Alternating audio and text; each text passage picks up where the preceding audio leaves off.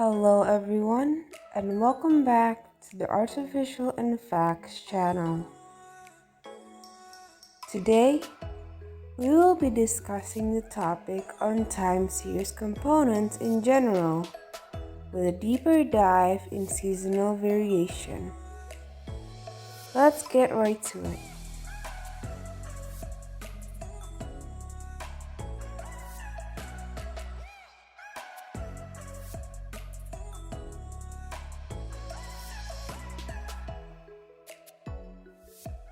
In statistics, time series is a collection of data recorded over a period of time. It can be weekly, monthly, quarterly, or yearly. Time series is analyzed to find pattern variations in the past, which could be used for predicting future marks, and helps in management operations in the business. It also affects planning for raw material usages, production facilities, and the needed staff increase in the future.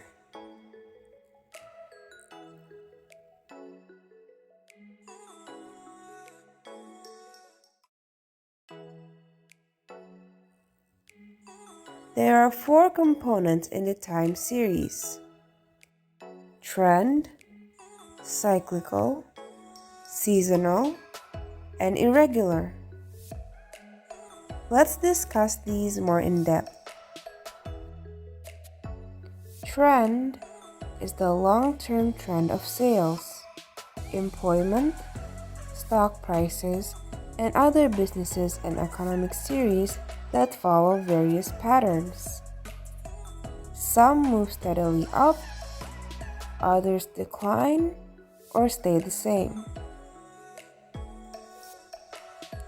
For example, Home Depot was founded in 1978 and is the world's largest home improvement retailer. The following chart shows the number of employees at Home Depot Inc. You can see this number has increased rapidly over the last 15 years. In 1993, there were just over 50,000 associates, and by 2006, that number has increased to 364,000. Since then, the number of associates has declined to 317,000 in 2010. The second component is the cyclical variation. The cyclical refers to the typical business cycle that consists of a period of prosperity, followed by periods of recession, depression, and then recovery. There are sizable fluctuations unfolding over more than 1 year in time above and below the secular trend.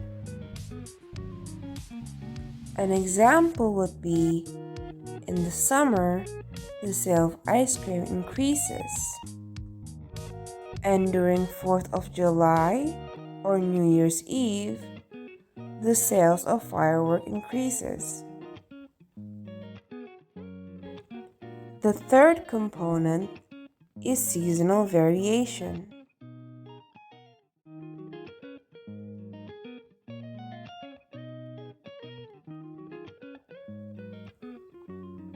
This refers to patterns of change in a time series within a year.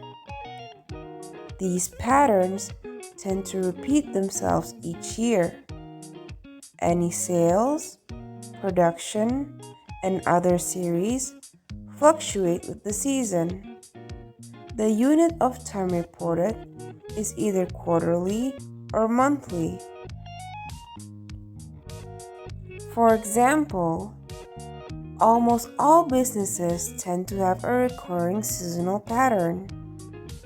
Men's and boys' clothing, for example, have extremely high sales just prior to Christmas, and relatively low sales just after Christmas and during the summer. Toy sales is another example with an extreme seasonal pattern. More than half of the business of the year is usually done in the months of November and December. In America, the lawn care business is seasonal in the Northeast and North Central states. Many businesses try to even out the seasonal effects by engaging in an offsetting seasonal business. In the Northeast, you will see the operator of a lawn care business with a snowplow on the front of the truck in an effort to earn income in the off-season. At ski resorts throughout the country, you will often find golf courses nearby. The owners of the lodges try to rent to skiers in the winter and golfers in the summer. This is an effective method of spreading their fixed costs over the entire year rather than a few months. The fourth component of time series is the irregular variation. A random pattern of sales caused by an unpredictable event like war, riot, or natural disasters. Many analysts prefer to subdivide the irregular variation into episodic and residual variations.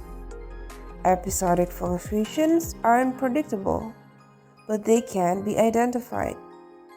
The initial impact of the economy of a major strike or war can be identified, but a strike or war cannot be predicted. After the episodic fluctuations have been removed, the remaining variation is called the residual variation. The residual fluctuations, often called the chance fluctuations, are unpredictable, and they cannot be identified. Of course, neither episodic nor residual variations can be projected into the future. So, by using time series data, we can observe the four components that affects a data pattern in the past and present as it tends to repeat in the future.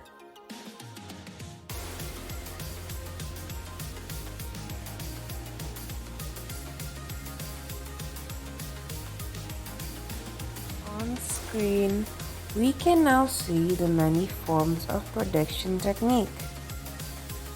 For the time series, as we already know, it predicts the future using historical data, or in other words, trying to see what happens at a certain period of time and using past time series data to predict it.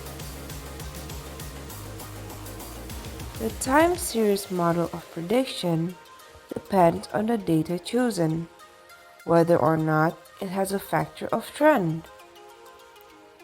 If it does include trend, then the technique used for prediction will be exponential smoothing and moving average. If it uses data with the trend factor, then we use the linear trend, quadratic trend, exponential trend, or autoregressive model.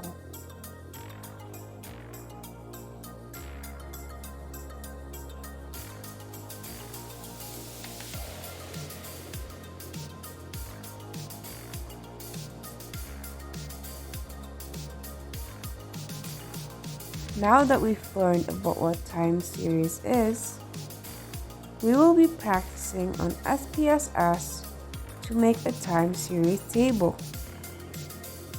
For this, we will be using data from the Statista website about Cineplex's quarterly revenue between the year of 2017 until 2021.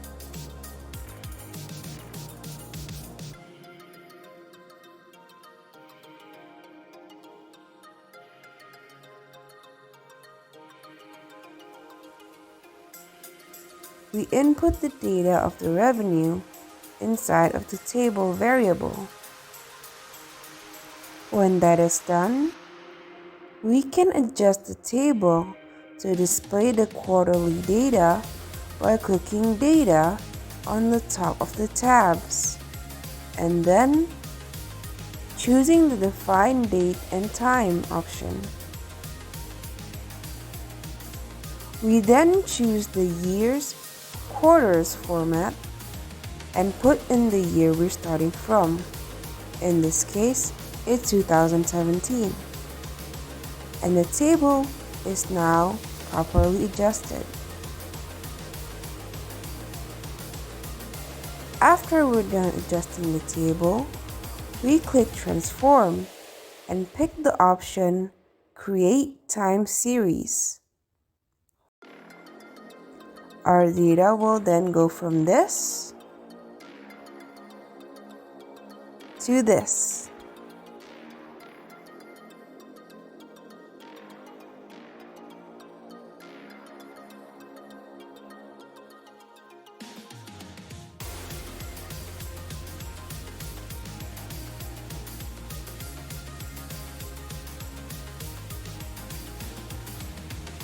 As stated previously, we will now focus on the seasonal variation aspect of the time series. We mentioned before that seasonal variation is another of the components of a time series.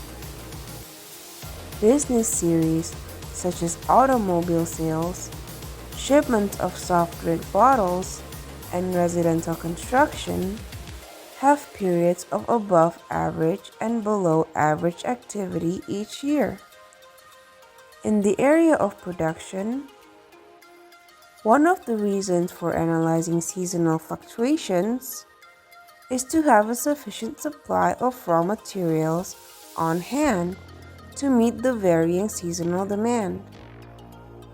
To see seasonal demand, we will once more be using SPSS program and continue on the same table we used previously. With the time already on the table, the next thing we need to do is simply click on Analyze and hover over Forecasting, which will then reveal more options. For seasonal variation, we will then choose the option Seasonal Decomposition. The program will afterwards run and we will be able to get the predictive data on which season Cineplex will earn most revenue from. Now you've learned about time series components and seasonal variations, as well as how to process data during the SPSS program. Congrats! If you enjoyed the video, then leave a like and share it with your friends. Subscribe to the channel for more content like this. We thank you for your time and attention.